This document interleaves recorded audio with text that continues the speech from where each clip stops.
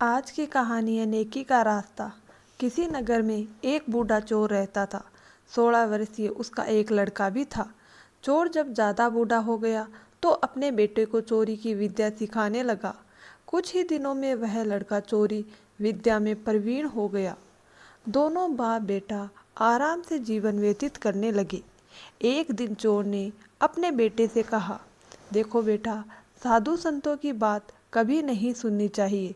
अगर कहीं कोई महात्मा उपदेश देता हो तो अपने कानों में उंगली डालकर वहां से भाग जाना, समझे? हाँ बापू, समझ गया। एक दिन लड़के ने सोचा, क्यों ना आज राजा के घर पर ही हाथ साफ कर दूं।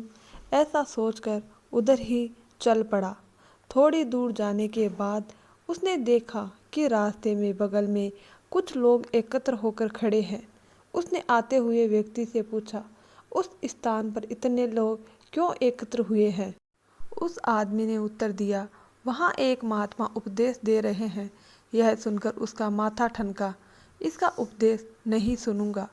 ऐसा सोचकर अपने कानों में उंगली डालकर वह वहाँ से भाग निकला। जैसे ही वह भीड़ के निकट पहुँचा, एक पत्थर से ठोकर लगी और वह गिर गया। उस समय महात्मा जी कह रहे थे, कभी झूठ नहीं बोलना चाहिए। जिसका नमक खाए उसका कभी बुरा नहीं सोचना चाहिए।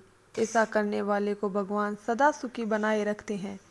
यह दो बातें उसके कान में पड़ी। वह झटपट उठा और कान बंद कर राजा के महल की ओर चल दिया।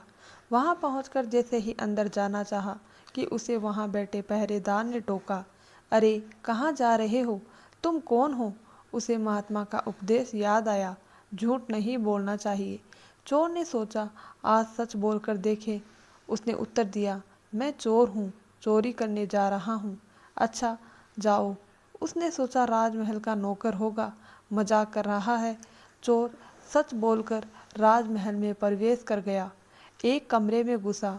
वहाँ ढेर सारा पैसा तथा जेवर देख उसका मन खुशी से भर गया। एक थैले में सब धन भर लिया और दूसरे कमरे में घुसा। वहाँ रसोई घर था। अनेक प्रकार का भोजन वहाँ रखा था। वह खाना खाने लगा। खाना खाने के बाद वह थैला उठाकर चलने लगा कि तभी फिर महात्मा का उपदेश याद आया, जिसका नमक खाओ उसका बुरा मत सोचो।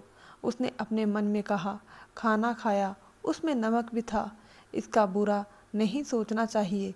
इतना सोचकर थैला वहीं रख वह वापस चल पड़ा। पहरेदार ने फिर पूछा, क्या हुआ, चोरी क्यों नहीं की? देखिए, जिसका नमक खाया है उसका बुरा नहीं सोचना चाहिए। मैंने राजा का नमक खाया है, इसीलिए चोरी का माल नहीं लाया, वहीं रसोई घर में छोड़ आया। इतना कहकर वह वहां से चल पड़ा। उधर रसोइये ने शोर मचाया, पकड़ो पकड़ो, चोर भागा जा रहा है। पहरेदार ने चोर को पकड़कर दरबार में उपस्थित किया। राजा के पूछने पर उसने बताया कि एक महात्मा के द्वारा दिए गए उपदेश के मुताबिक मैंने पहरेदार के पूछने पर अपने आप को चोर बताया, क्योंकि मैं चोरी करने आया था।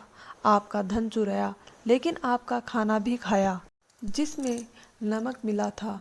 इसीलिए आपके प्रति बुरा व्यवहार नहीं किया और धन छोड़कर भागा।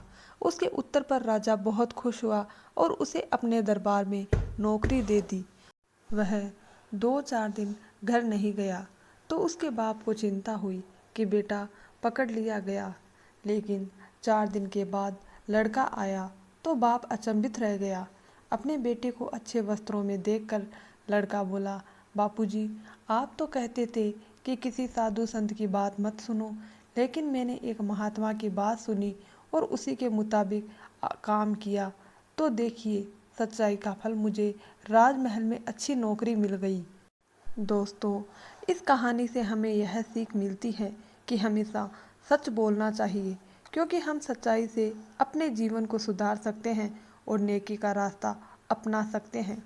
दोस्तों, आपको हमारी ये छोटी सी कहानी कैसी लगी? अगर कहानी अच्छी लगी तो वीडियो को लाइक करके शेयर ज़रूर करें, और अगर आप हमारे चैनल पर पहली बार आए हैं तो चैनल को सब्सक्राइब ज़रूर कर लें।